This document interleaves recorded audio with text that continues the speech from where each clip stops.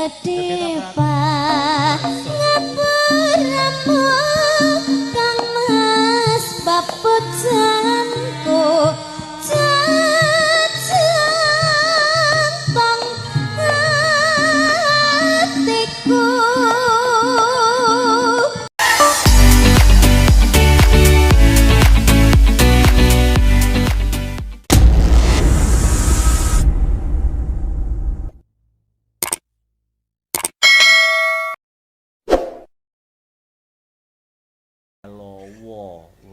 Wimbat-bat pace, aja salah. Lah iya,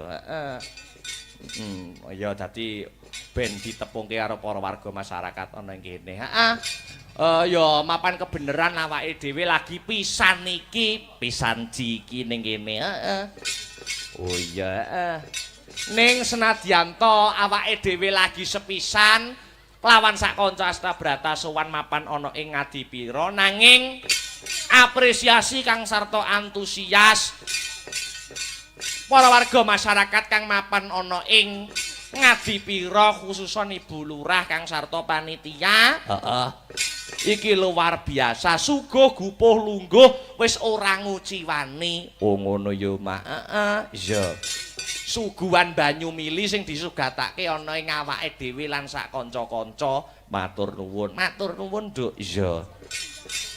Senadyan to lurahe iki putri, lurahe iki cewek, ning ya patut diacungi jempol. Oh ngono ya, Mak.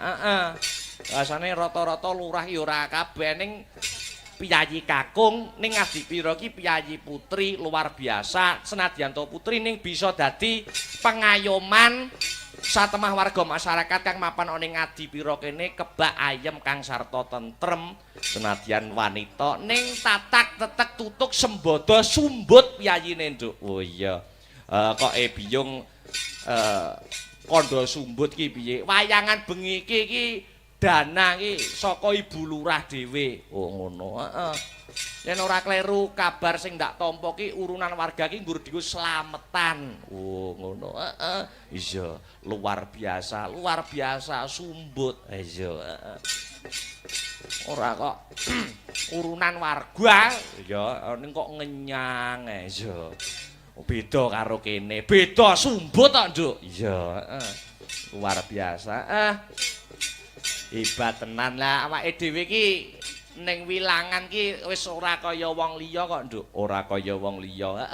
Ibaratne kena diibaratne no kebo mulih marang kandange dhewe. Oh ngono, wis dienggo latar. Iya. Njegong wis langganan, tampang wis langganan. Aku ki ning omah ki salat tahajud, muga-muga Ngadipira kenek aku. Taun ki kenek tenan, ya. Luar biasa. Mugi-mugi Bu Lurah nanggap kula.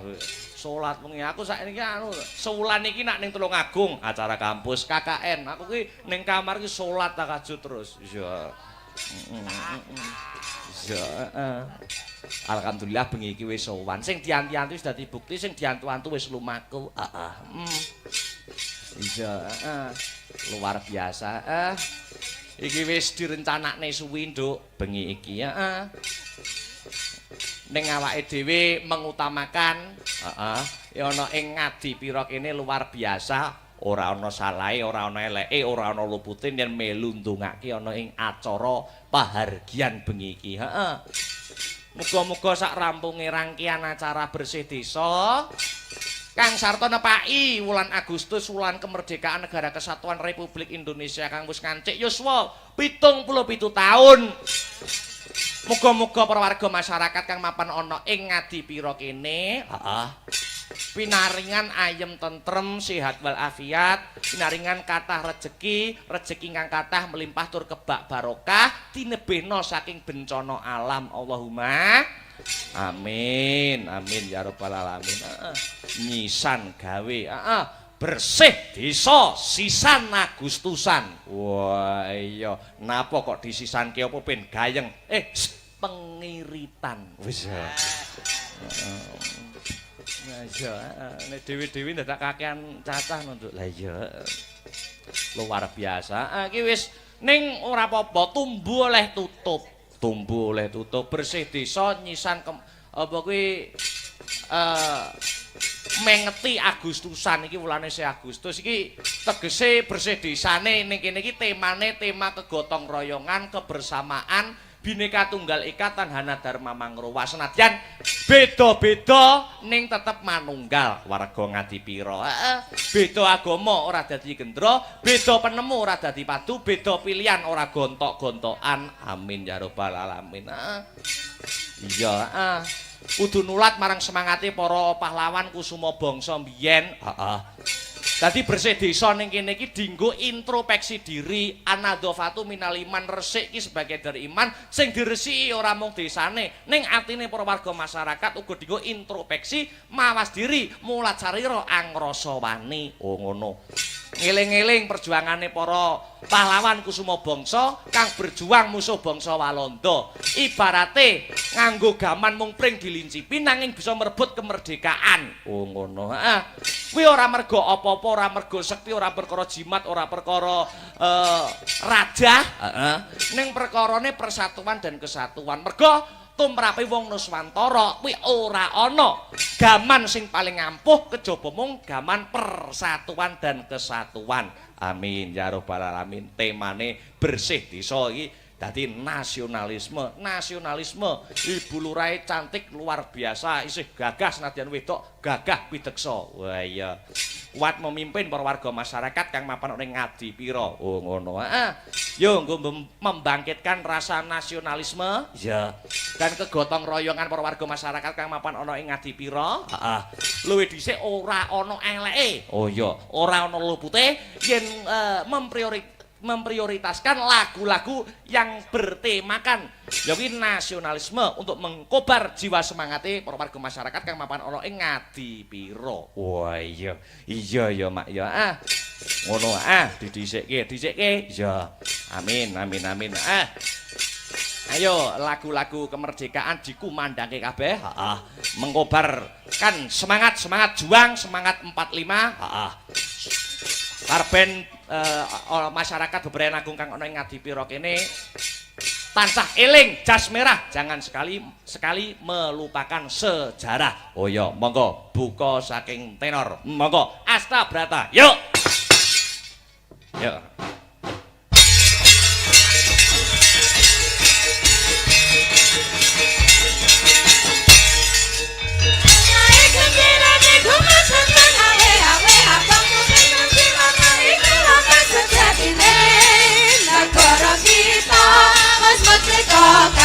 Ada dasar Pancasila Dumadi kalane tanggal Itulah aku sesat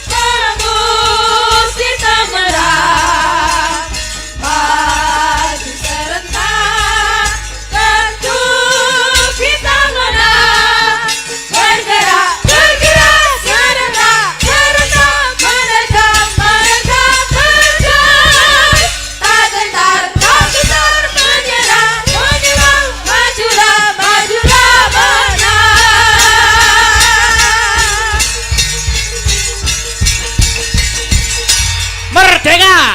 Merdeka! Iya sindene bianter peh lambene loro. Iya. Iya, luar biasa. Pagelaran malam hari ini juga di live streaming di channel YouTube Astabrata Media. Oh ya, warga Ngadipiro. Jajare Adiwi lagi pisan iki rene, sing rung men-subscribe dan mengikuti channel YouTube Astabrata Media ndang di-subscribe. Oh iya, ben selalu mengikuti pagelarannya awake dhewe, nalikane awake dhewe pentas. Oh iya, di-subscribe Astabrata Media, tombol loncengnya diklik. Wah iya, ya. Nanti pagelaran bengi iki ora mung bisa dipirsani marang para warga masyarakat ana ing lokasi ning sing ora bisa rawuh. Bisa memantau lewat YouTube zaman saya modern. Awake dhewe patute mengikuti, Nduk. Wah iya, ya. Luar biasa penontonnya kebak luar biasa. Wah, hebat. Bakule yo akeh mau ning jaba. Ya. Luar biasa. Yo piye? Iki sing dianti-anti wis lumadi, sing diantu-antu wis lumaku. Iki awake dhewe sowan rene ora ijen. Iki uga ana bintang tamune sing siap memeriahkan ana ing pagelaran bengi iki. Oh ngono. Sapa? Iki ana Mas Yudo, Bakia CS. Wah iya Mas Yudo, sing siap menghibur para warga masyarakat kang mapan ana ing Ngadipiro. Wah iya, saka kersane Ibu Lurah. Ya. Monggo Mas kula aturi minggah wonten ing sasana budaya. Sepote musike disiapke. Ya. Siap. Monggo Mas Yudo tampil ke panggung. Ya, yuk. Dados. Monggo.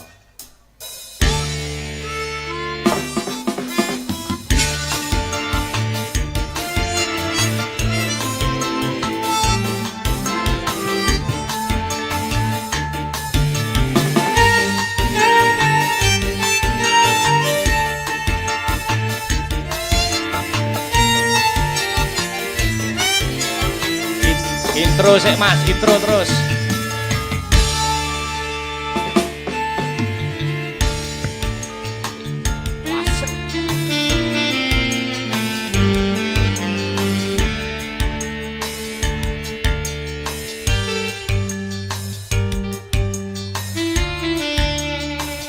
Cek. Assalamualaikum warahmatullahi wabarakatuh. Mergo do kurang solawat ing akhire uripe ra nikmat, gampang kegodha maksiat, uripe dadi tersesat.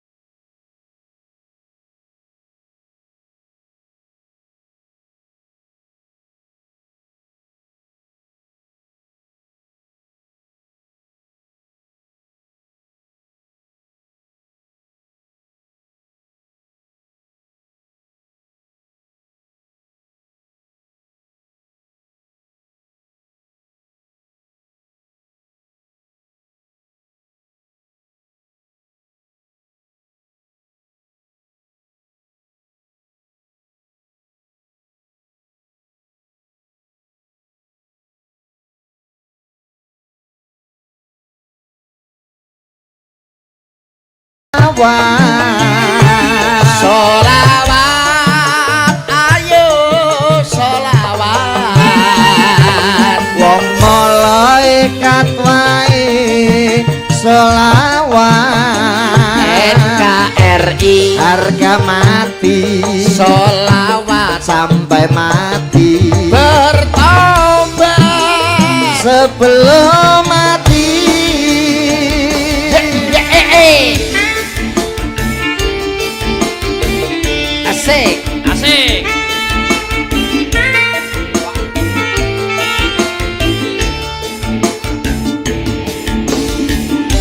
Ngadi piro bergoyang Mas Yudo? Ngadi piro bersolawat. Oke.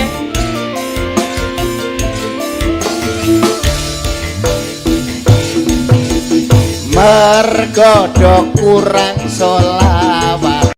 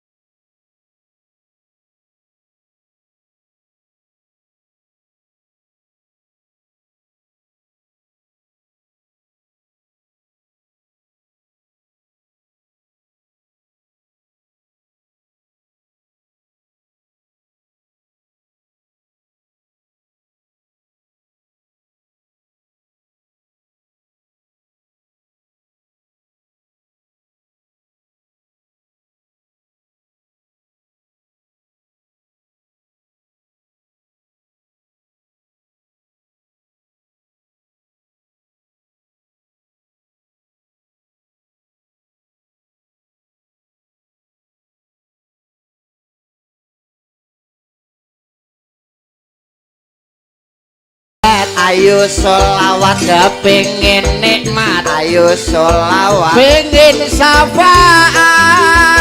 Ayo solawat kepingin ayem. Ayo solawat kepingin adem. Ayo solawat pingin uripe tentrem. Ayo solawat. Solawat ayo solawat.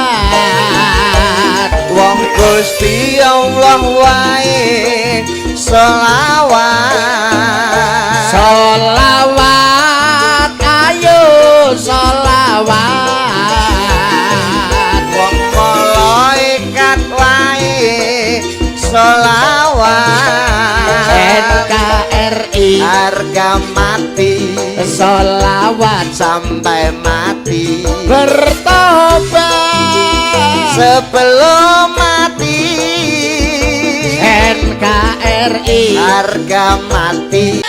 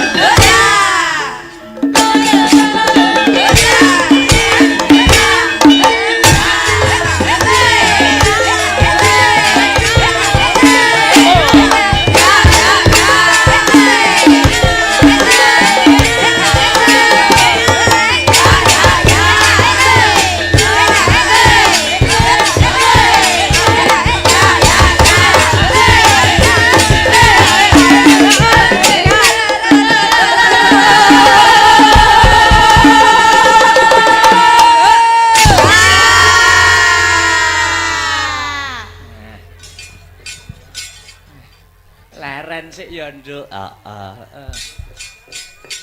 Yo, kanggo ngendhoni swasana kang kenceng ngregengake kahanan ben gayeng. Heeh. Nggo mukodimah ana ing limbukan. Heeh. Aku nyuwun Mbak Enggar karo Mbak Pesek jumeneng bareng. Heeh. Tembange gedrukne lali janjine. Wis ya. Karepen nggo mukodimah ana ing season limbukan iki. Ngono, Mak. Heeh. Mbak Enggar karo Mbak Sri Wahyuni utawa Sri Pesek. Iya. Yuk, monggo berdua berdiri lagune lali janjine gedrukne Asta Brata. Suka. Yuk.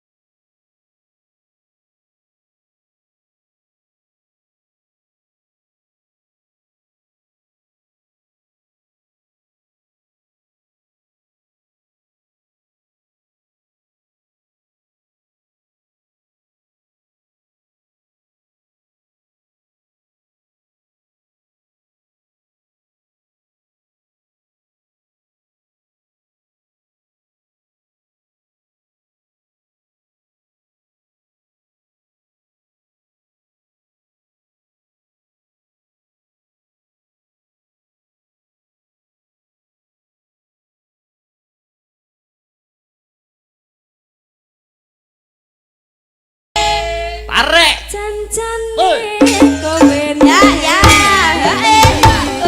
ini dadaku ini dadaku ini dadaku ini dadaku atiku sojana kowe kencan karo wanita liya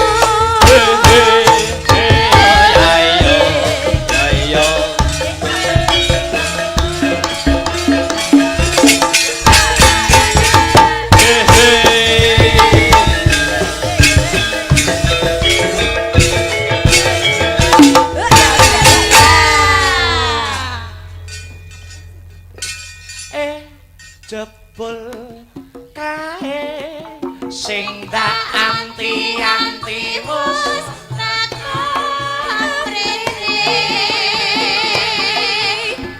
wis rada suwe babar pisan ora krungu kabare sajai rada laleh tansah dadi impen yen bingung kaget lagi esamea marani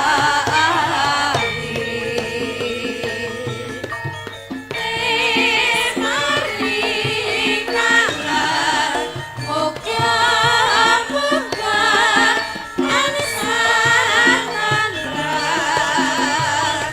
hatiku dari lentang ambul hati doang tajam mari kangen ulat siro Yuk. metro tajam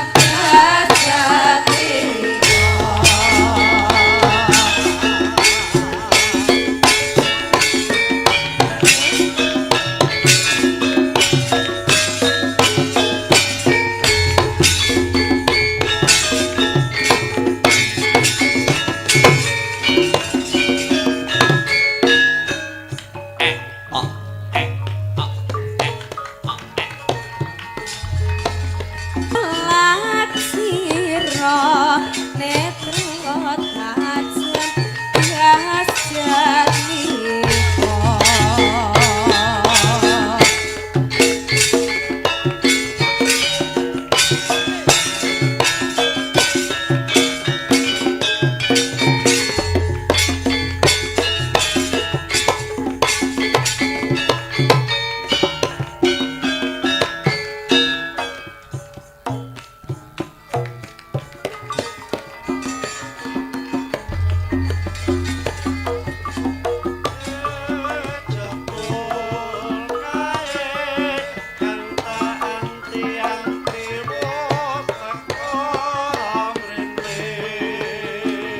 Mari kangen ulat siro metro tajam jajan